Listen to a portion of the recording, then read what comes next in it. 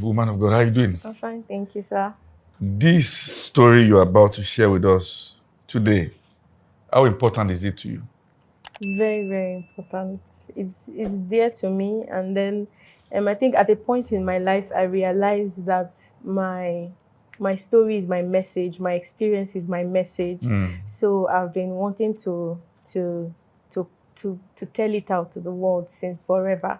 Wow. But then, the courage wasn't there. And in fact, when I encountered you, I had reasons to testify. But there is one thing I'm still trusting God for is confidence to be able to stand and talk to people.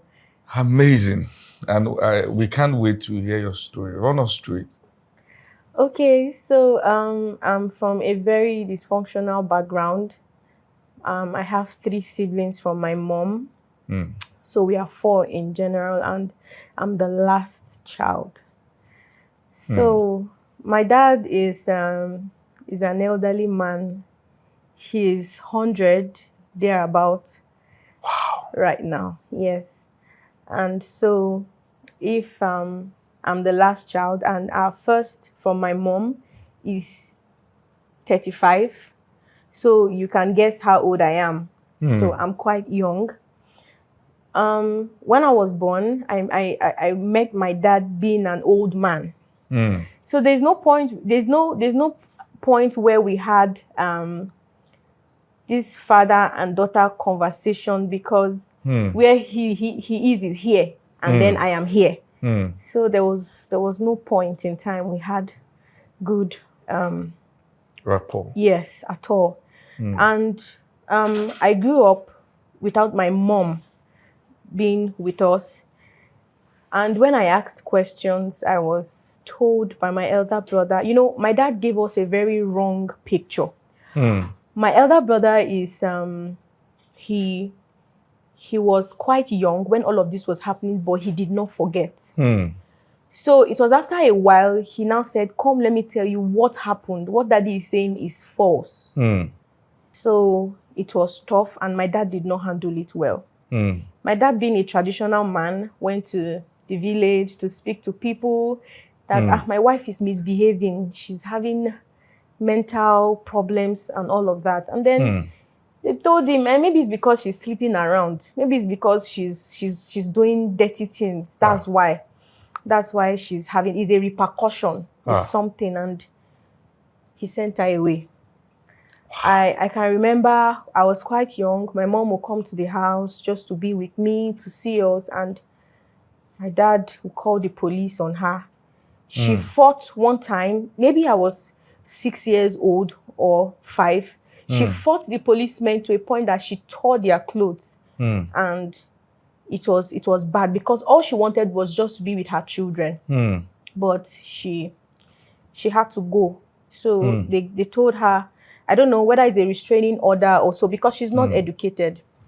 So they told her that she shouldn't be seen near the house. If they see her around the house, they'll get her arrested. But she was still coming once in a while. Children. Yes, just to see us and all. So I knew that she wasn't okay, but I wasn't in a position to help her, either to go to the hospital or whatever. When you say she wasn't okay, like mentally? Yes. Okay. Yes. Mentally, she wasn't okay.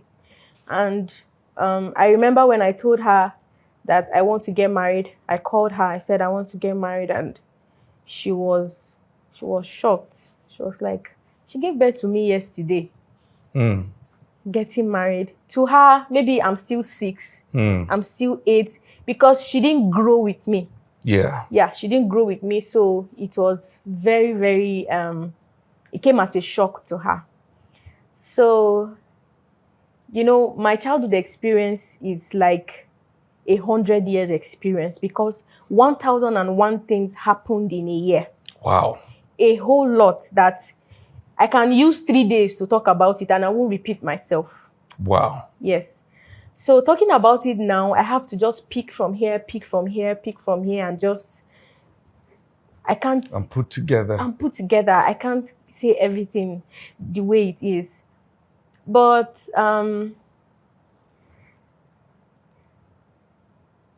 my when I grew up, or while I was growing up, we had this setting in the house that it is one man for himself. Yes. So there was money. My dad was okay. He was working with the government, and then there was money. We attended good schools, but it was one man for himself. And me and my siblings, we were not close. In fact, we started trying to build relationship from last year. Despite being the same father and mother. Yes, we don't have a good relationship. My dad stopped paying my school fees when I was in SS1. He stopped. So from my SS1 to this very moment, no dime came from any family member or my dad. How did you survive? Okay, so till today, I'm still owing my secondary school. Oh. Yeah, they allowed me write, my maths teacher, he allowed me write WAEC and WAEC. I couldn't afford NECO. He allowed me, he paid for me and said, later you come back and pay me. I was owing the school fees. I remember when I wanted to go for NYC and I went there to get my WAEC result. And the principal said, you are owing us first term, second term school fees. And you are owing Mr. Okay. He wrote it down that they should not release this certificate to you unless you pay me my money. Wow. Yes. So I was like, okay, I will pay. I even pay double, but give me first. He refused. He said the only thing is he can snap it and send it. Since when you go to NYC, you just need to write your details there. Numbers, yeah, yes. You don't need to give them the paper. Yeah. I said, okay. So I left, and that was how I went for NYC. And so I finished. I went to school, Kogi State University. I did my 100 level, my 200 level, my 100 level. It was a miracle. A backstory. I told my dad that I had gained admission. I wanted to go to school. He said, I'm not going anywhere. That I have to stay back and take care of him. I shouldn't go to school. I said, me, I'll go. I will go to school. So he started laying courses and said, if you go, you won't succeed. He was just talking and talking. I said, I will go. So I called my uncle, who is a pastor in Kubwa. I was in Lokoja. I called him. I said, this is what my dad is saying. He said, he can't say that. You go to school. So he came around and then said, I'm following him. Like, he's taking me. To school? Not to school. Oh, like to just, back yes, to Abuja or somewhere. Wow. I'm not going to school. That he just wants to take me for a while. And that was what we told him. And he said, okay, no problem. And that was how I left. Wow. For 1 whole year, I didn't speak with my dad. We did not communicate. 1 year, for 2 years and more. I didn't call him. He didn't call me. No, how are you? No, what's happening to you? No, have you eaten? I remember, and my elder sister, we are 2 boys and 2 girls. So my elder sister was in 400 level. Okay. My dad had a land in my school. Yeah. Yeah, in Aingba. So he came to check it. I think he wanted to sell it, or he had cashew growing, and so I think he wanted to sell. And also he visited. And my sister was also sick. So he came to our lodge to see her. He didn't look for me. She was the one that texted me and said, Daddy is coming. He's coming around. He's coming to the school. He's coming to my lodge. Quickly rush, pick a bike and come. So I picked a bike and I came there. He didn't talk to me. I greeted him. He did not speak to me. While he was going, he counted money. I stood by my sister and then he gave her. I said, all right, bye. And I stood looking at him to say, take your own. He didn't give me. And then he drove off. I stood there and I was looking. I started crying. My sister now counted and then shared and gave me. And that was how I left. Till I die, I can never forget it. I was just standing. I said, this is somebody that has not seen me in maybe 3 years or maybe 2 years. I don't know, but I knew it was a long time. He has not seen me. He hasn't heard from me. Nothing. And then if you see the way, because I was broke, I was hungry. The bike I picked to that place, I had no money to even give the bike. It was my sister that gave me. So I was happy that at least today I will have like 2,000 naira or more to have food to eat. And then he didn't look at me. He didn't look at me. He didn't even, how are you? If he had even asked, how are you? And he didn't give me money, I'll say, okay, he cares and all. But he counted money and gave it to my sister. And then he tapped the driver at the front and said, they should go. And that was how he left. And my sister shared money with me. stayed with her for a while, and then I left. Each time it's getting to the point where I need to pay my school fees, I will pray. Like, I knew I had a problem, and I knew that since there is no father, there is no mother. It is only God that can help me. I knew that for a very long time. I drew very, very close to God. I was dedicated to church. I knew God, and I was praying. When it's time for school fees, I would start praying. I will pray. And sometimes I will pay my school fees, like exam is starting today, I will pay yesterday. God will just send help one way or the other. I'll be telling my friends today, exam is starting. No pressure. I will pray and I will relax. And it will come as a shock. You will know that it is nothing short of a miracle, how that money would come. Yes. Yeah. And then the money would come, and then I'll go and pay, and they'll say, okay, you're adding 5,000 extra because it is late payment. Fee. And then the extra would even come, and I'll pay, and then I'll write my exams and we would proceed. May I ask a question? Yes, sir. Some of the experiences you've had growing up, the dysfunctionality of the background, your mom not being in the picture, and then you said at some point when you look at her, you know that she was not fine. Yeah. Did that accumulate into like a mental illness for her or what? Yes. We didn't take her to the hospital, but with how it started with her, we had to ask doctors that, okay, now I wanted to leave this until later, but I have to say it now. My elder sister is a bipolar patient right now. She has bipolar disorder, and right now I think it has graduated to schizophrenia. Okay. It's that bad. So she has a doctor. I had to speak to him. Okay, my mom, because they will ask you, is it hereditary? They will ask questions just to know where it is coming from. And then we explained to him, and then we told him that, okay, this is it. My mom was doing this, she was doing that, and all of that. Now, I would say for my mom, there was also a spiritual aspect. Yes, aspect of it. Because anything that is spiritual, when you take it to the hospital, they have a name for it. Okay. So my mom, according to my dad, when my mom was pregnant for me, she couldn't conceive me. When you give her food, she'll tell you that some beings have fed her, so she can't eat. So when her EDD was closed and they took her to the hospital, they said she couldn't push because there was no strength. She wasn't eating. So, and they said it's 50-50. It's either she survives and I die, or I survive and she dies. So it was like that, and they got tired, and my dad said they should bring her back home.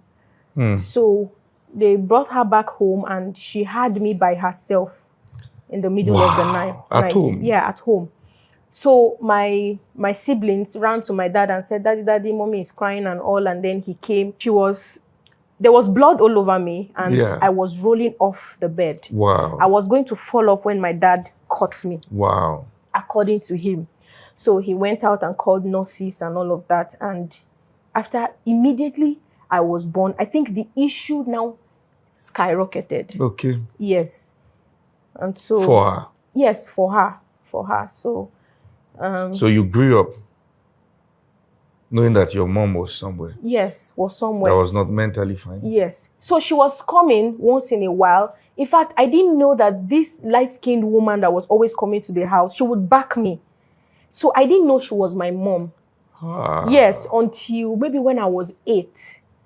Then I was able to I was a very smart kid. I was smart, and at the same time I was timid because of a lot of trauma. I won't speak, but I was smart. I was watching, and I knew some things that were happening at the time. So it was later I was able to put 2 and 2 together, and then I realized that, oh, she's my mom, she's my mother. Wow. Now I was home 3 years ago when I saw Mother's Day card that we decorated when I was in primary 5 in school. You know, Mother's Day and Father's Day, they say bring a cardboard, write a letter to your mom and decorate it, and to your dad. I was maybe 10 years old when that practical was given to us on Mother's Day. And I was crying. I was 8 years old. I was crying. So I remember my teacher asking me, why are you crying? I said, because there is no mother at home to give this card to. Wow. I read the letter 3 years ago when I was at home, and I was filled with so much tears. I wrote on the letter, I said, I don't know where you are. I would love to give you this letter, but I'll give it to Tina. That's my sister. I'll give it to Tina on behalf of whatever. I can't remember the English. I just wrote a lot of things in that letter. Wow. And when my teacher read it, she came to me and, no, he's a man. He came to me and started asking me questions, and I told him, and I became so close to him. I became so close to him. So, yes. So my mom, she's still sick. Still sick? Yeah, she's still sick. And your dad old? My dad Now, old. you spoke about how this went on to affect you in terms of your response towards life. You feel that you at some point became bitter? Very bitter. Can you run us through that? Okay. So, while I was in school, Mrs. Jennifer said something. She said, it takes the grace That's of my God. last guess. Yes. She said, it takes the grace of God not to be wayward. When a father is missing. I wasn't wayward. I was very conscious. And my siblings, they knew God. So in the house, I wasn't used to watching Nollywood. It is teaching. White preachers, I could name all of them. I know their books because of my siblings, my brother most especially. Yeah. So we're always in the house watching, teaching from men of God and all. So it made me have a very strong principle. My principle was strong and was very rigid. Very, very rigid. So while I went to school, when a guy says, I like you, and does something very minimal, it is heavenly to me. Even if it's just the barest minimum, it is gold to me. Wow. So I was in school and in 100 level, and this guy came and he was like maybe 7 years older than I am. And he came, I like you, how can we have a relationship and all of that? And I said, okay. And that was how we started. He was very abusive. This guy beat Shege from my life. In a relationship? Yes, I was in 100 level. So he would beat me on the road, in a restaurant, in the school. He will come to my lodge. He will beat me in the lodge so much that, you know, this curtain handle, right? He will remove the curtain handle. He will use it to beat me. He beat me to a point that I broke my eyes. My eyes were blood clotted, and this place was so dark that I started Were you using married glasses. to him? No, I wasn't. You were in a relationship? In a relationship, yes. He would come to, and he was in his family house with his mom and his siblings. Maybe he can just call me now, where are you? Or he sees a comment on my post on Facebook and a guy comments beautiful. And I reply, oh, thank you so much, dear. He will pick the next bike. That. Yes. We will pick bike to my lodge and he will beat me. He will beat me so much and injure me. So this was going on and I became popular. For beating? Yes. People knew what was happening. He would beat me until one day when his mom told me that if I know what is good for me, I should better go. Wow. He will beat me in the mom's presence. He will beat me in her presence. And you had no one to report him to? Nobody. I had a mentor, Dr. Kelechi Okoro. She's popular. I told her about it and she said I should come to Lokoja. I was in Aingba where my school is. So I went to Lokoja to meet her. I was in her house. And then she said, I'm giving you this money. Go to the police station in Aingba and go and report this guy so that they can get him arrested. I said, okay. She gave me the money. I came back to school and I gave him the money. You gave him the money? I gave him the money. We spent it together. What was it like not having a family member you could tell? I don't know, because, we had no relationship. My siblings and I, there was no relationship. So I couldn't, in fact, my siblings will be hearing this for the first time. Yes.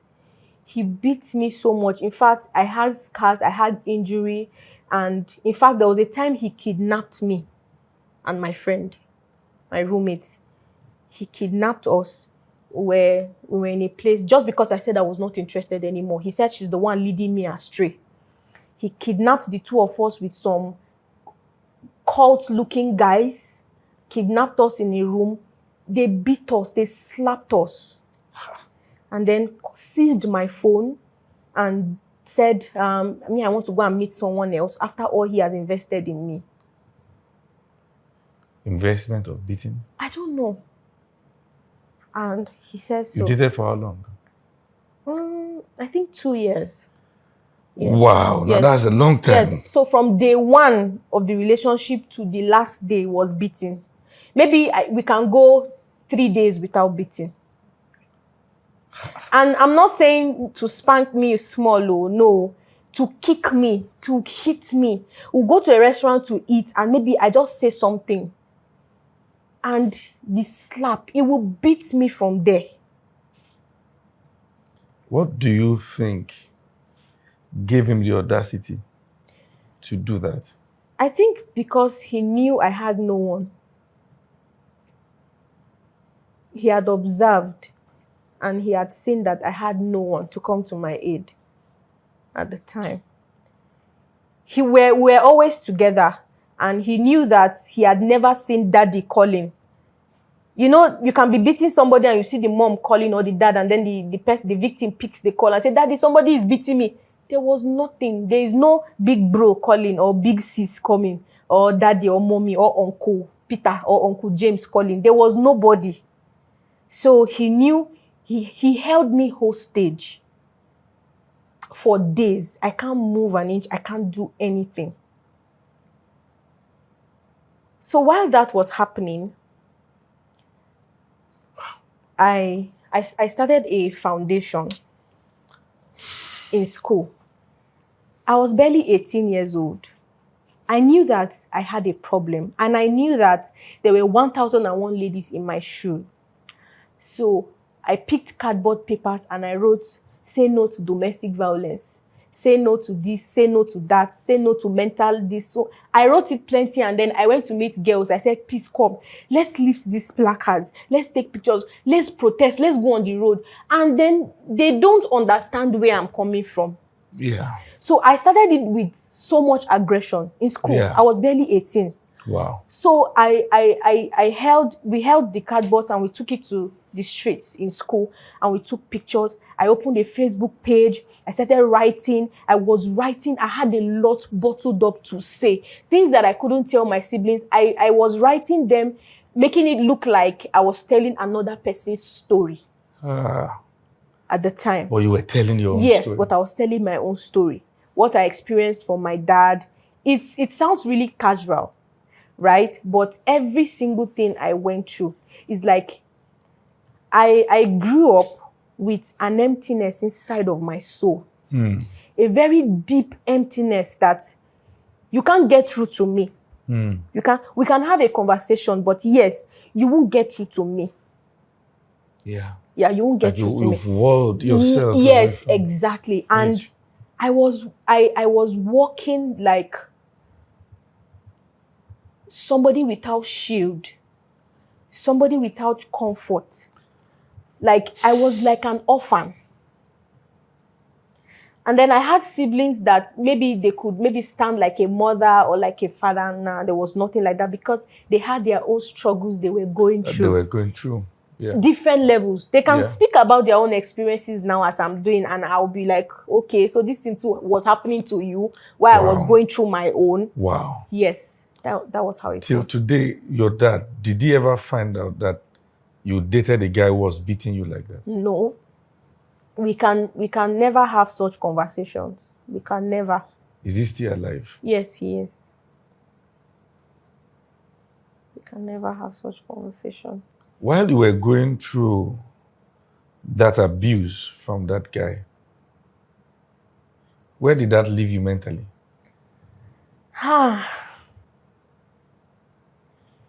You know, the kind of cry that I've cried in my life, in my small life. I was always crying and I was always bitter. It built so much anger, resentment, pain, and I pass it through words. Wow. Yes, when my words they are poisonous. Now, I was not able to keep good friendships. There are people that I knew that God sent them to my life. I chased them away with the words from my mouth, even with my actions. Wow. Yes. You can't, when we are having, you know, this little misunderstanding you and your friend can just have or something, I will finish you with my mouth. I will curse you. And the relationship would end. I remember I had a friend, we were really close and everything was going smoothly. And the last thing she said to me was, Ufedo, I don't know what you are dealing with, but you need healing. That was the last thing she said to me in 2020 or 2021. That's the last thing she said to me before we officially broke up. We were having back and forth, talking, issues here and there.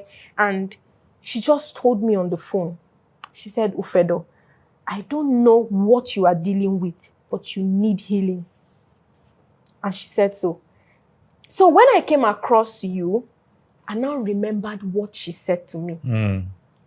It just came to my head. It hit me so hard. And I was like, wow, she was right. You didn't know you needed it. I didn't know. But, you know, when I started my foundation, even though I did not register, I couldn't afford to register it at the time. And I was carrying placards up and down. I was writing. I was ready to gather ladies down to talk to them. Wow. So something was missing. I knew that the message I was passing needs to come with healing. Yeah. I did not have it. So I couldn't give what I did not have. Wow. So I just packed ladies and I was talking. But this healing I wanted people or ladies to badly have, I did not have it. So I dropped it one side and I said, I will come back later. Wow. In the future. So when you came around and I was watching and I was listening to you, I was crying and I said, this is what is missing. I know it when I see it. I said, this is what is missing. This is what is not there. This is the emptiness. Yeah. This is it. I said, once I have it. So I was telling God, I said, I don't know. Maybe the things that Apostle know, help me to know them. Because I need people to hear this. Let people know. There are a lot of people that are going through what I'm going through. Yeah. So I was more concerned about other people getting healing. But I did not focus on myself until you came around. Wow. Yeah, so that's when I knew that, I need to work on myself. I need to do something. It's bad. So when my fiance came into the picture, his presence too now made me to realize that there is a big difference. Wow. He came from a family of love. In fact, when we went to Ibadan to meet his parents and I saw them hugging, holding on to each other, they were praising God, they were praying together. The love was a surprise. You were shocked? I was shocked. In fact, I didn't want to leave Ibadan. Wow. I didn't want to leave because it was new to me. It was strange. Wow. Do you know that, in fact, before we went to Ibadan, when his mother calls him every day, his father calls him every day, how are you? How are you doing? Sheti Jeon. I will get so pissed and angry. Like, why is your mother calling you? Why is your father? Why are your siblings checking? Why are you people checking on each other? Is it normal? Please, I will get so, when I see his mom calling him, the anger will just build in me. Wow. Why is your mom? No mom has ever called me. Wow. My dad has never. Wow. So when I saw that they were calling him, there was so much love to give. I was like, no, this is a red flag. Yes. You considered it a red Yes, flag? I said it's a red flag that his siblings, there was so much love. It's not possible. Wow. So when we now went to Ibadan and I saw that they were not pretending, no, There is Wow. love here. There is unity here. Wow. I was amazed. And now God did something for me. Yes. His mom is so in love with me. Mm. You know, when she's calling me and she's hugging me, she can just be kissing me and be hugging me and be holding me. And I'm like, wow. In my mind, I'll be crying. Mm. I'll be crying like, so this is what I'm missing. Mm. She's not my mom. And Yeah. she has a lot of love to give to me. So I'll now begin to imagine what I have missed Yeah. from my mother. Wishing you had that. Yes, I had that. I do not know what it means to have a motherly love. You know, if you experience it for a while and it goes, you can say, I have Okay. an idea. I don't have an idea Wow. of what a motherly love or even a fatherly love, Wow. what it means. Wow. At all. So I remember days I was in so much pain while I was at home because my dad would call me a child of shame, a child of disgrace. Really? He would, no blessings at all. They were all curses when he's angry or you do something just little. Yeah. By maybe you break his glass cup. Yeah. Oh, you are cursed. Wow. Yes, it was that bad. So there were days that I would just be in the room and I would be crying seriously. Oh, true. I took the Bible and I tore my Bible. Wow. I tore because I was a praying child. Yes. I was a praying child. I could see. Yeah. Yeah, I could see things before they happen. Okay. Now you can be carrying a baby and then I'll just see a flash that the baby falls from your hand. And Wow. I'll tell you that that baby will fall Wow. if you're not careful and the baby will fall from your hand. Wow. So I had a beautiful relationship with God as a child. So I was like, God, why are you letting this thing happen to me? So I took my Bible, I tore my Bible. I said, God, you are wicked. God, you are evil. I started calling God names. I tore my Bible and I threw it. My life was still going the same way. I said, okay, it's better. Just follow God. Whether things get better or not, just you have nothing to lose. Just keep following God. So I went back to God. I apologized and I said, please, I'm sorry. It was pain that made me. And one thing with me, when I'm talking to God, I don't talk like I'm praying. Like, Yeah. I have a conversation. Rapport. I sit down and I say, see, God, I know you are here. Do this, do that. And he answers. Wow. He answers. When I was with my ex, The guy that No. beat you. Okay, the other one. Yes. Okay. While I was with him, I was very bitter. He wasn't hitting me, but I was used to being beaten. Oh. So I want him to beat me. Really? Yes, I want him to beat me. I would provoke him to a point of getting a knife. Beat me, harm me, do something to me, like beat me. You don't love me, beat me. Like it was so intense. Now he would do a lot of things maybe wrong, and I would want us to, oh yeah, let's fight. Let's fight. Beat me. He won't beat me. He'll tell me, he said, I would rather break up with you than beat you. Wow. Yeah. But I just wanted him to beat me because I felt it was a norm. It was correct. Because of where I was coming from. You felt that you deserved it. Yes. That I felt like if I do something wrong, he should beat me. That's the punishment. Maybe for As a woman. Yes, should have if she does something wrong.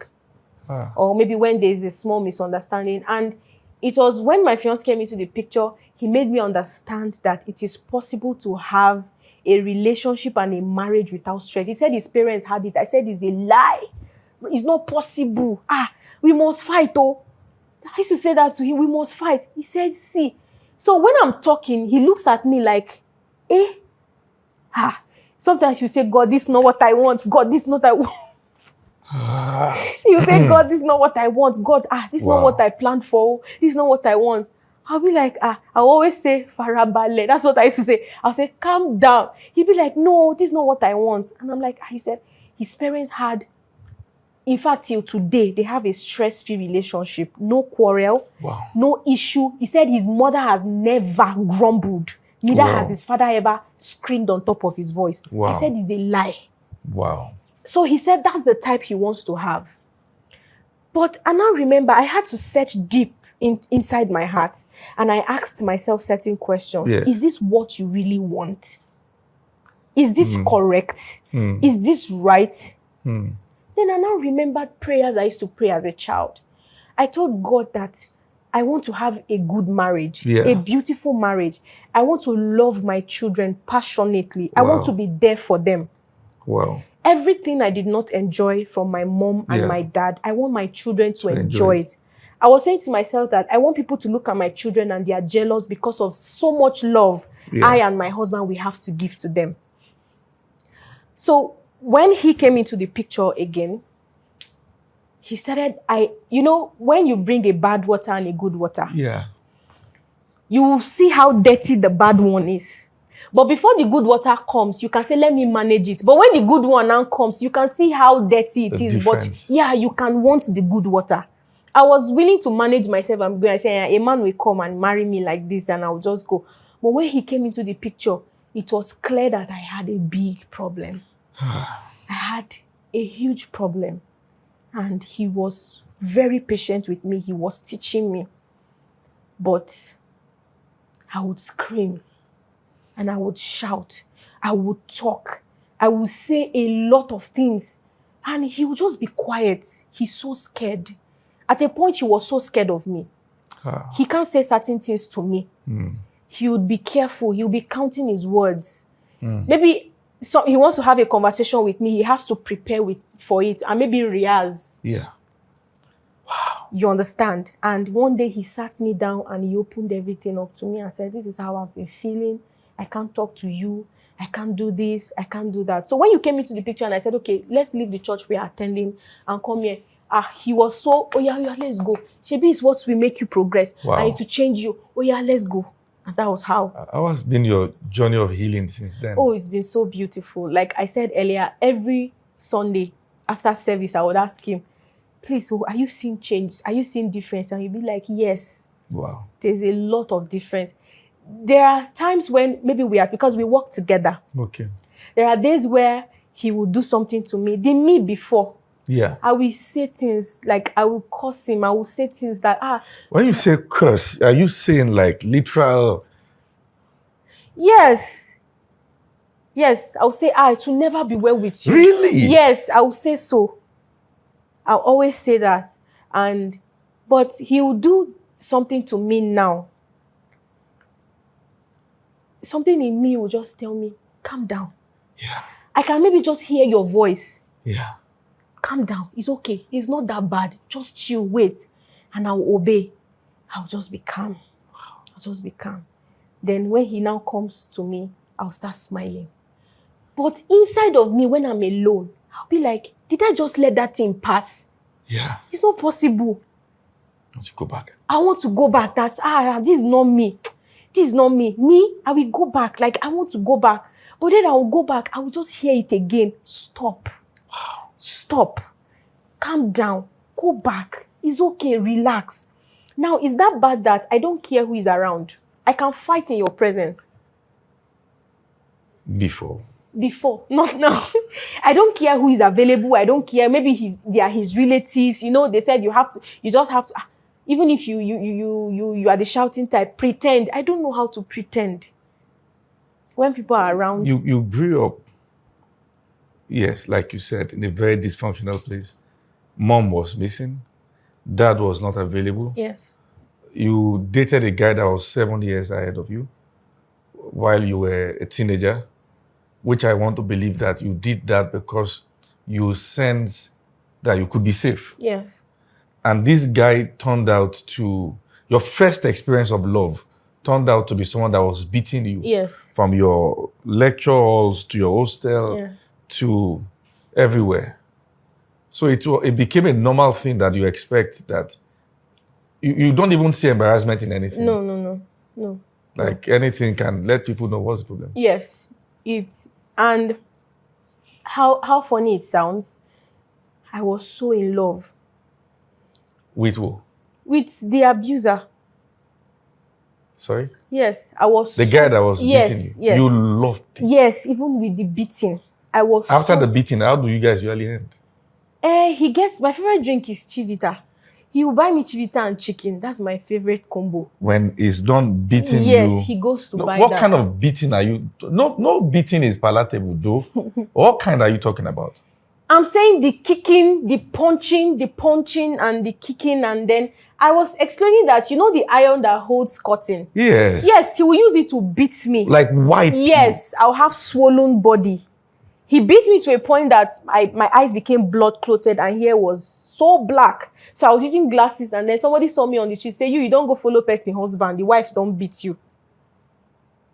Not knowing that it was the man I was dating that was beating me. Then he buys you chivita. Yes, then he brings, when I'm done crying and crying, he brings chivita and chicken.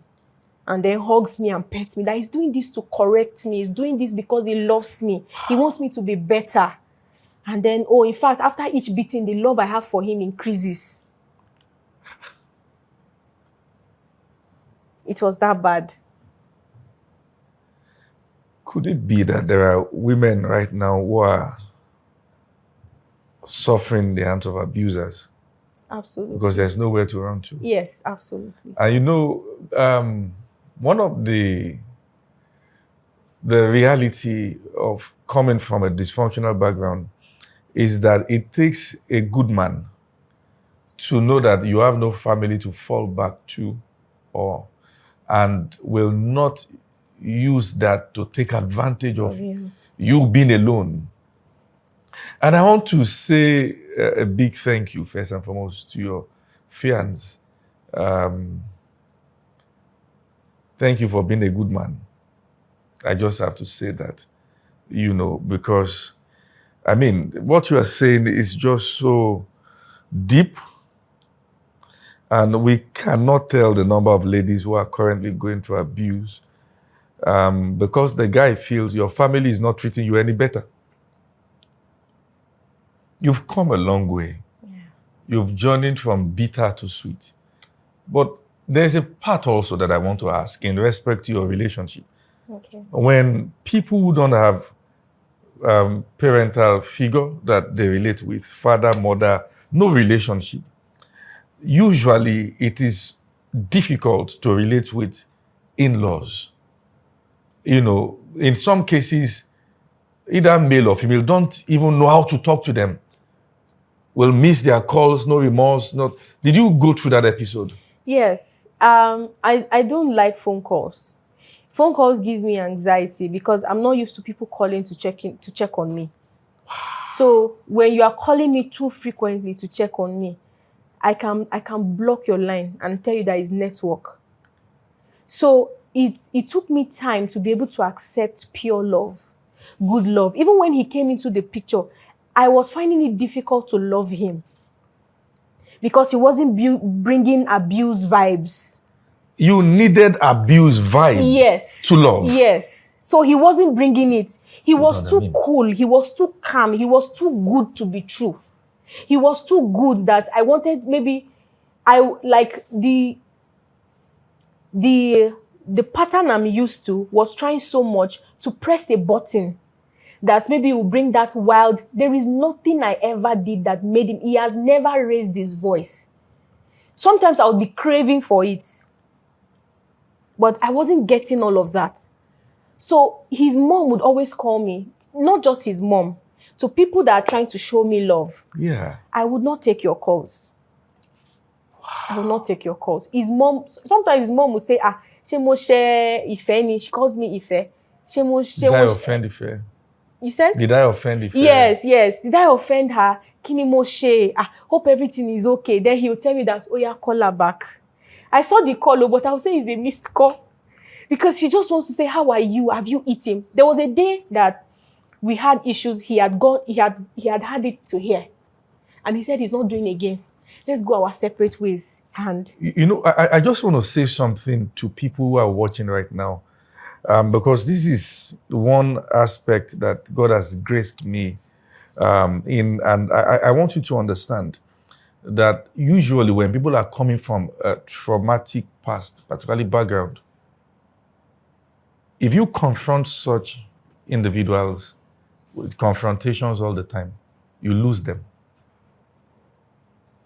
Because life is already that hard. So, and it takes quite a level of effort to break into the point where you accept it. I mean, this is really deep. Yeah. The issues in my family was so much that I got tired and I was looking for ways to just kill myself. So I went to the place where we keep medications, and then I packed, maybe the medication I packed can fill up this place. And I was just swallowing. I didn't know what they were for, but I was just swallowing and swallowing and swallowing. I saw different syrups. I drank them, hoping that, okay, maybe I'll just choke, choke, choke, and then my mouth will foam and I would die because I was alone in the house. I swallowed and I was How sitting old were down. you when you were doing this? Maybe 8. Yes, What? yes, around 8. So I swallowed them and I just sat.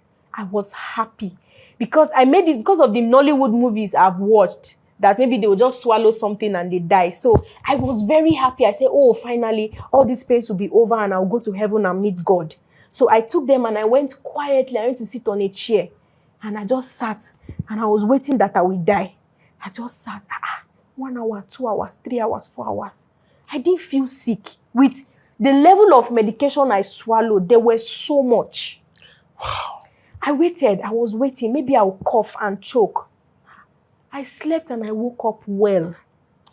Nothing, no sickness at all. I was so sad and I was heartbroken. I was thinking, okay, what can I do again that I will die? What will I do that I will die? I was just thinking. I said, okay. Now, it was later, years later, I was now like, why did knife not even occur to me?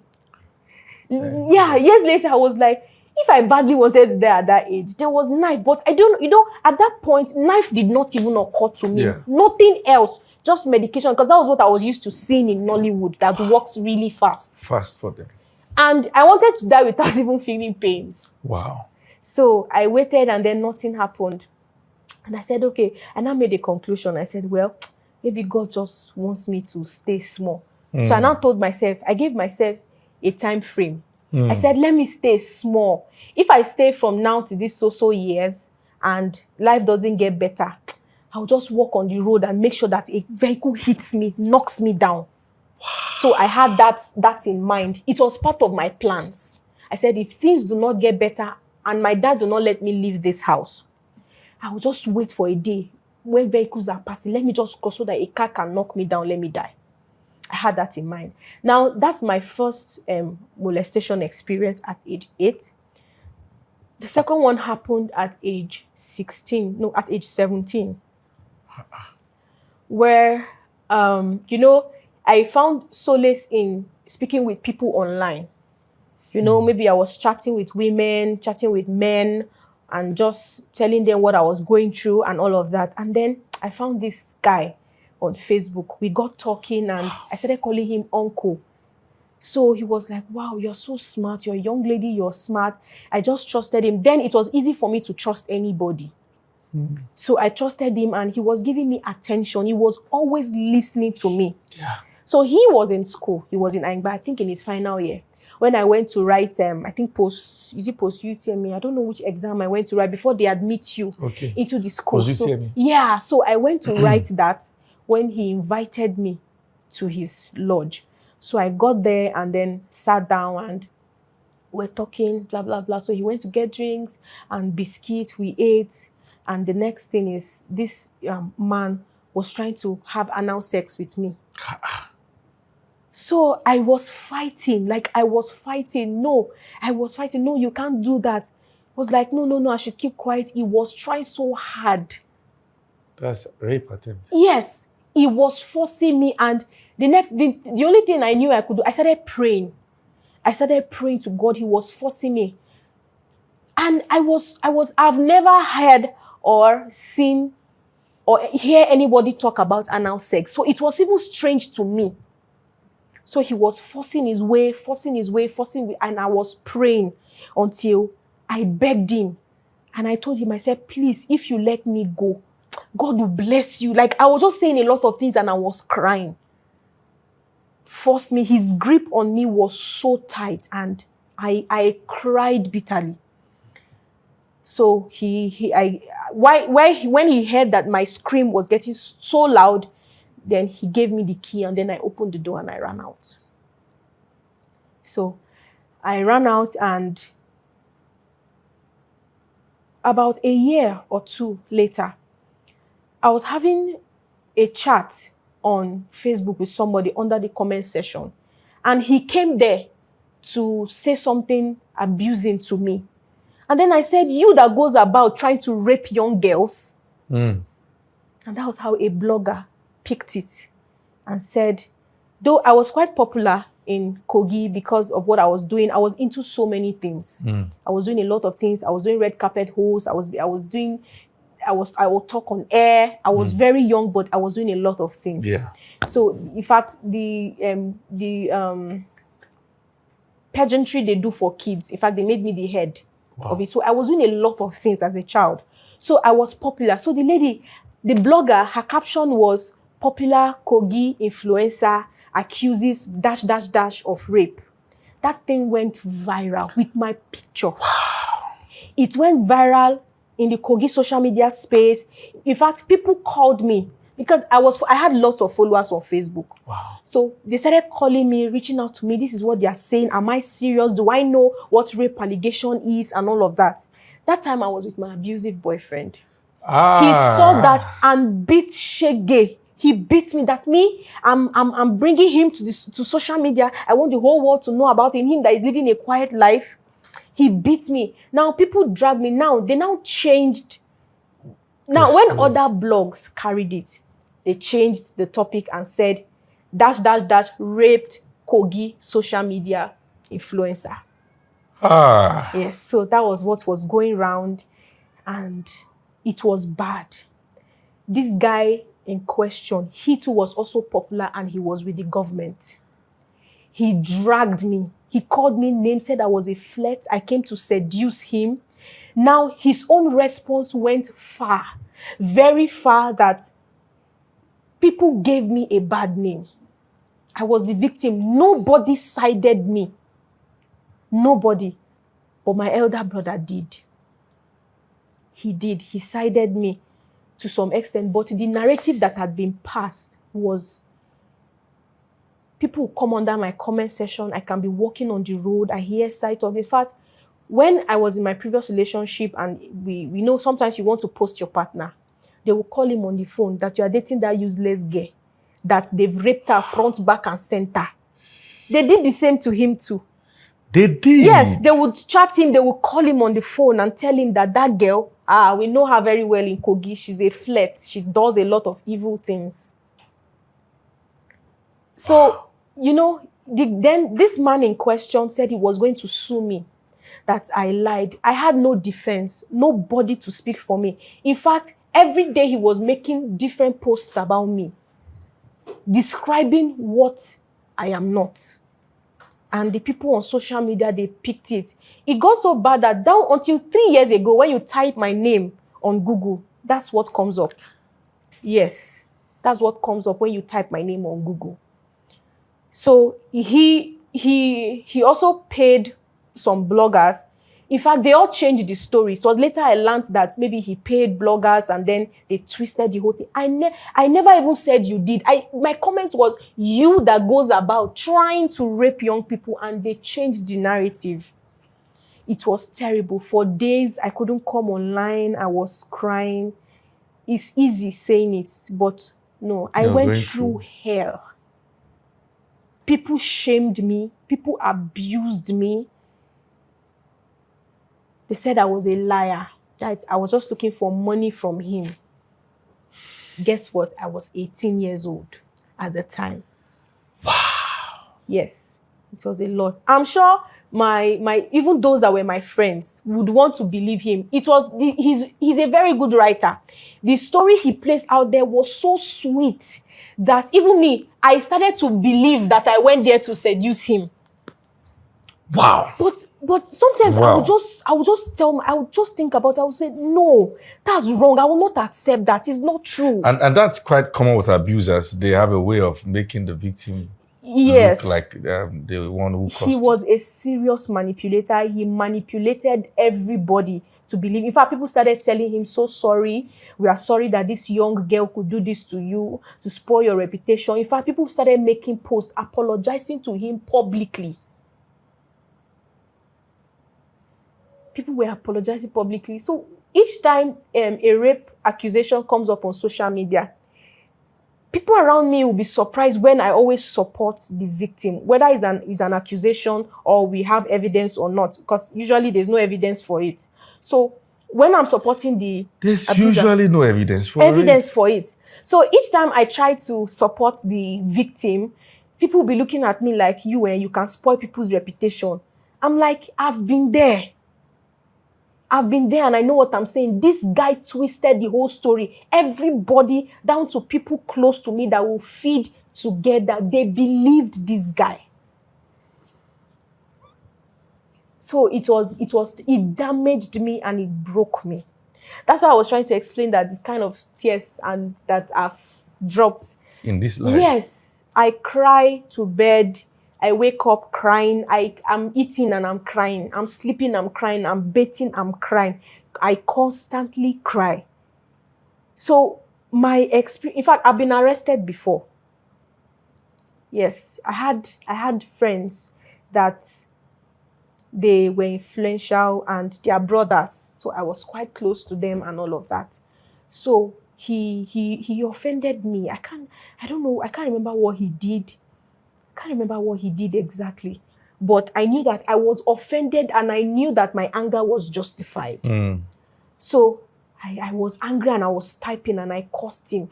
I said, no, it will not be well with you. You will not be okay. Or is it because you think you have money, you can do this to me? I wrote it and I sent it.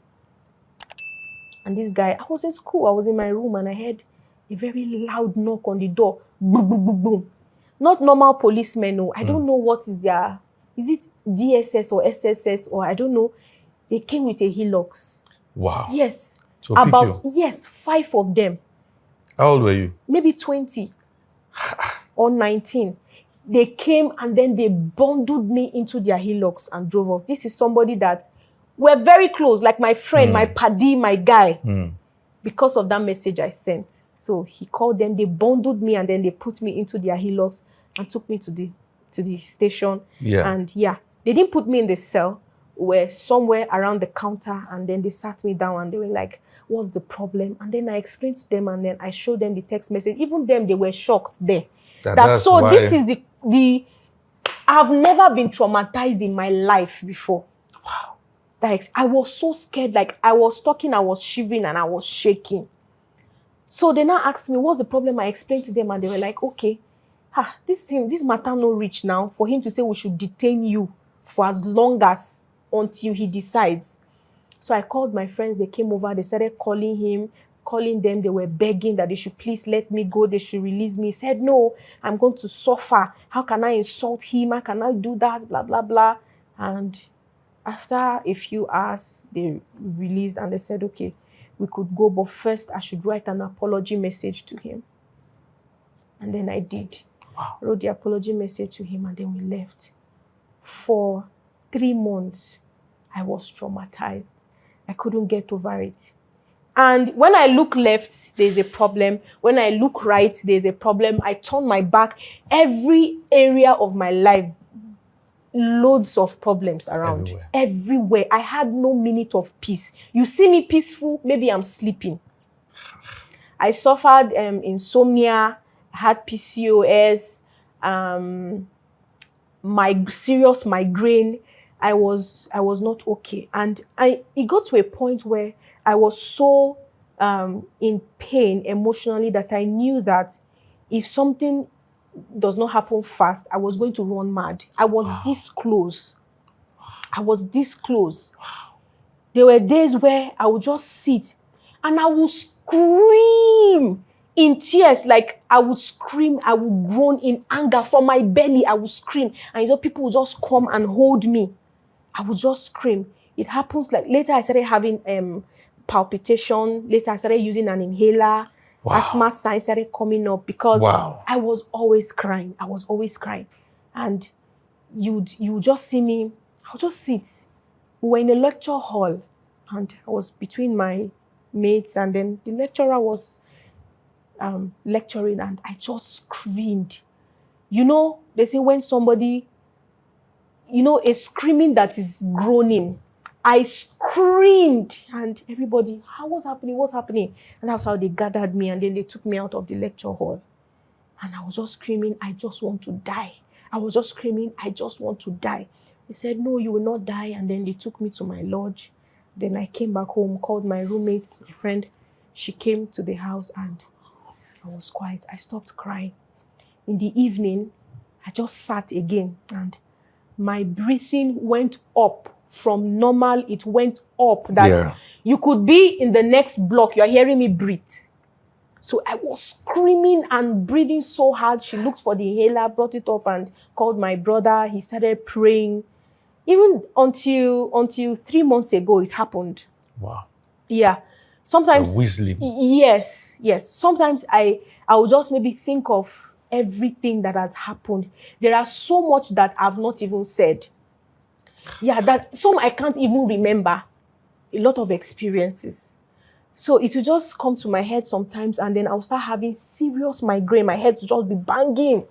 And then I'll just cry and I'll say, God, help me. But my life became better when you came into the picture.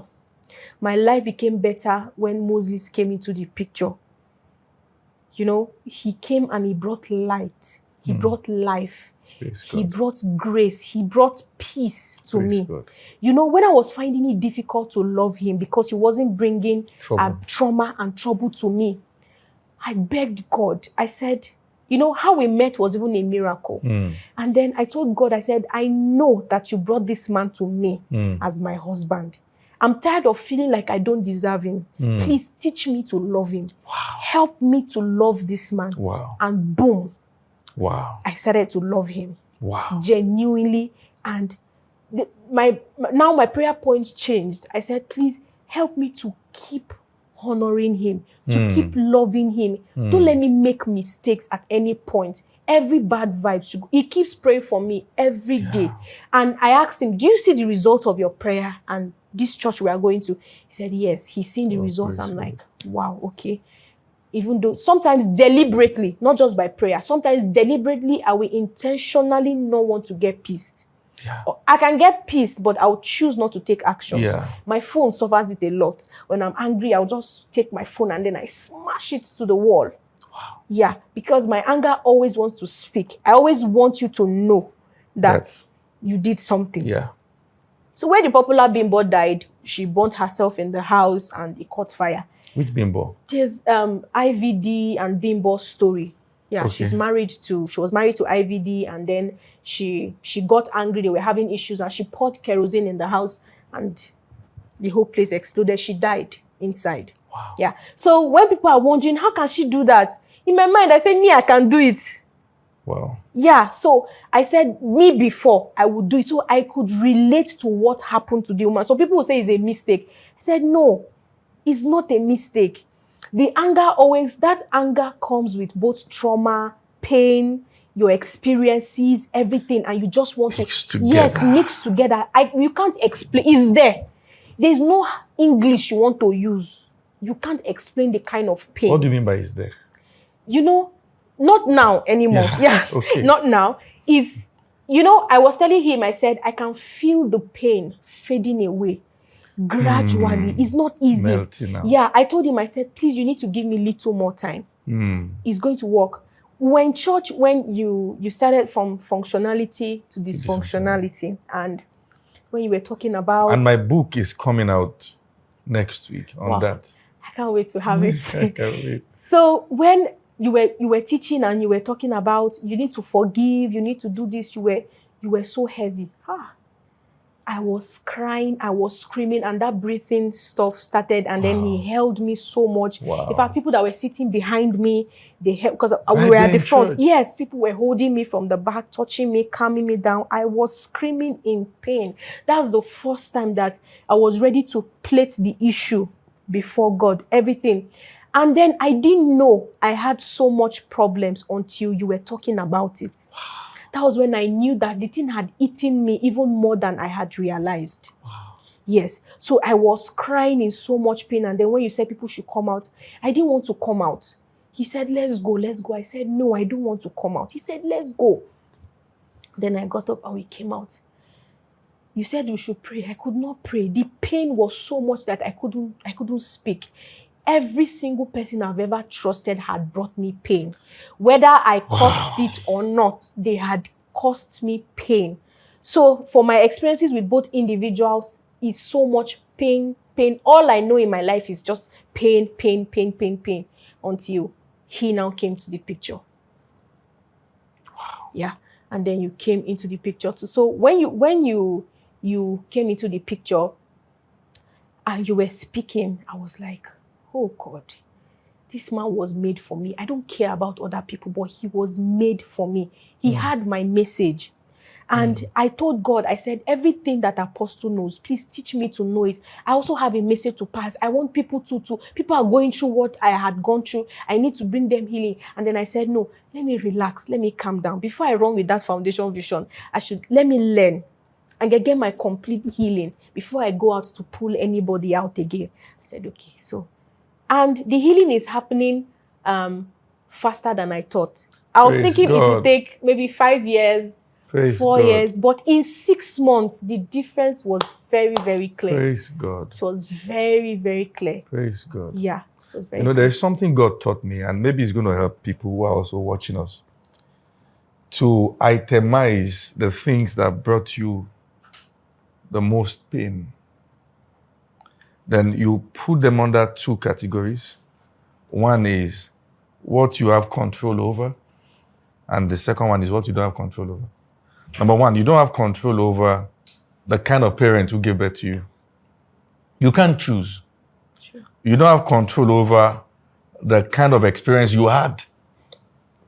Now, the things that you have no control over, choose to have no regret about them. Accept them as the part of life you've gone through for a greater purpose, some that you have found now, some that you will discover later, And because most times the burden becomes weighty to the degree that we are clinging to the things that we have no control over. Sure. And, for people who are watching us now and have been asking themselves, and if there's anything, I think for me, this particular conversation is the most intense I've had on many grounds, because some men are probably watching this and now they can understand, okay, maybe this is what my wife is going through, or my fiancé, and maybe a woman now, is watching this, and you can now understand, the reason why that person is behaving the way the person is behaving. Or maybe you are the one who is also hurting and you can hear from our story and now you understand. Because one of the reasons why stories are important is that it gives perspective. Yeah. You look at yourself and you can now understand the reason why you are doing the things you're doing. No, you can be doing things and not even know why, So for the sake of those who are watching us at this moment, if you are going to give a word of wisdom as touching how to heal, which you are experiencing now in fast pace. And I must say that what I'm seeing now, and compared to what I saw when I first met you, the difference is clear. You've come a long way. Yeah. And I'm so excited to see that. What will your advice be for those who need to heal? Okay. There's something I didn't know before that made my anger intense and lingered, was that this is going to last forever. Now, I accepted the reality that this thing is going to continue. It won't stop. Then I said, this is me. This is how God created me.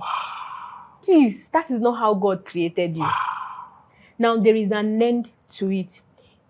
In fact, 5 years ago, if you tell me I'll have the life that I have now, I'll say it's a lie. It's a complete lie. Now, there is a lie. See, the devil will also feed on your anger. Now, it will push you to the extreme. Now, the anger that comes from your trauma and your experience might be 50%. Now, the devil will give you thoughts in your head.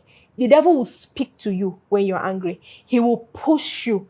Go, do it, and be able to identify who is speaking to me. At that time, there were a lot of times that I knew that this is not the Spirit of God.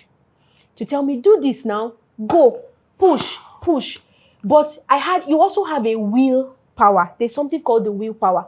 I had this so strongly later that when my healing started, he started telling me that, stop, don't do it. Stop, don't do it. When I listened to it, I became better. So you should always listen to that part of you that says, don't go ahead, don't proceed, hold on, wait, there is an end to it. If I can get to this point that I am, I don't care what it is you are going through. You can also get to the end of it. You can also get to the end. I'm a miracle. I know that I'm a miracle because I would have long been dead if I listened to the voices that played in my head. I would have long been dead.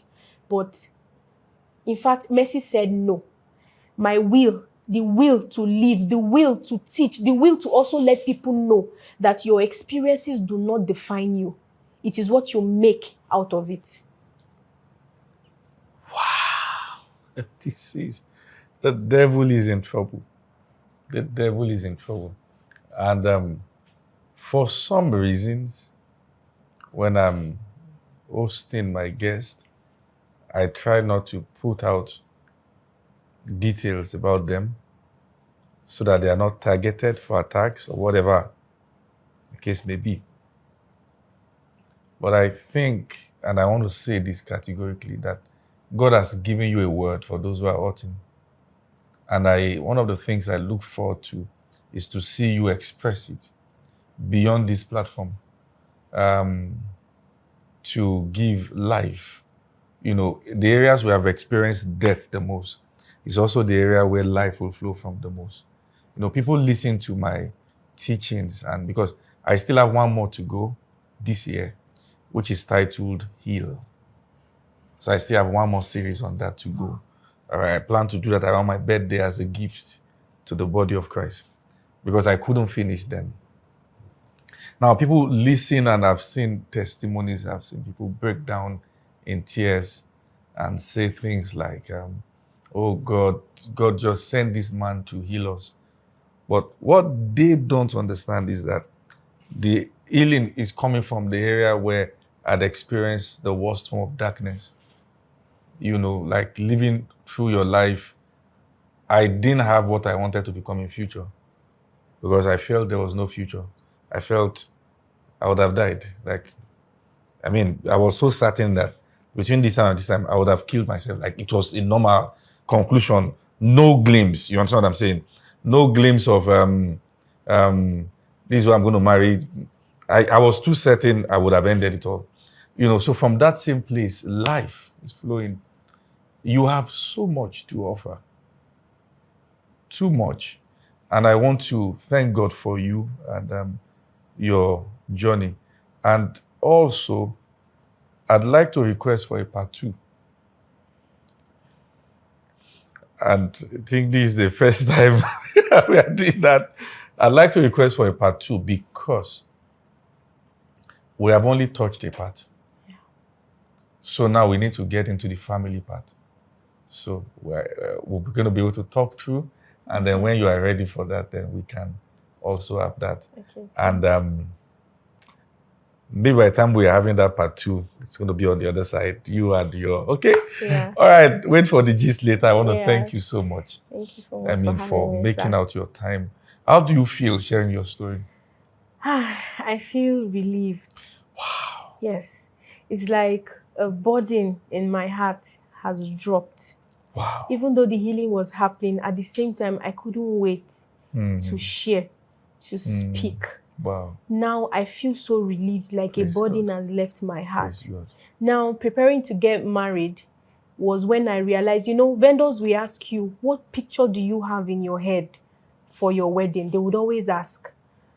But I tell them, I don't have any picture because I have never envisaged that I wear a wedding dress.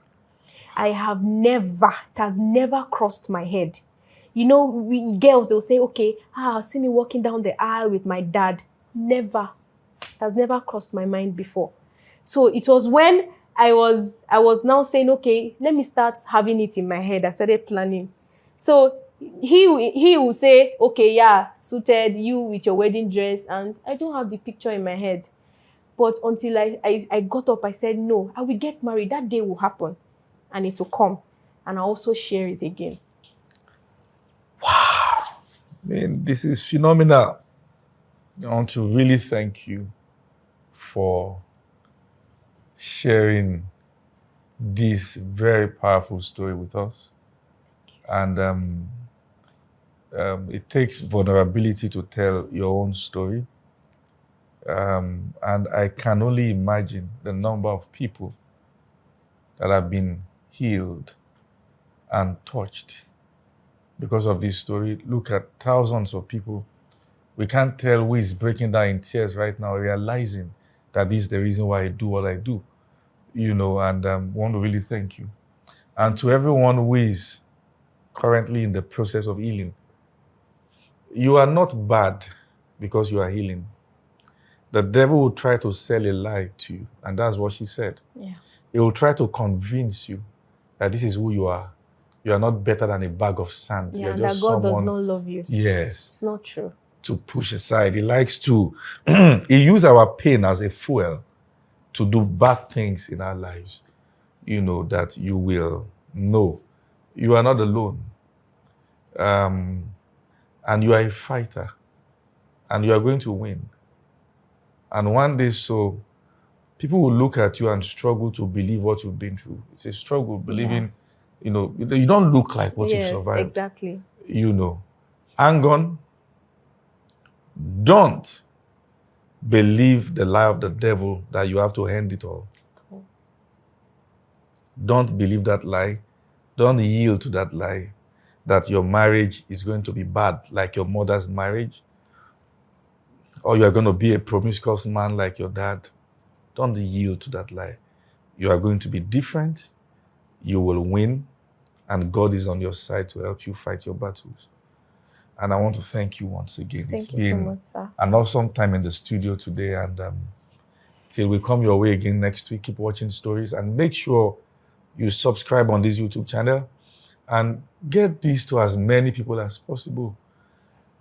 Let them hear this story of hope, of restoration and healing. Together, let's heal the world. God bless you. Have a great time. Bye.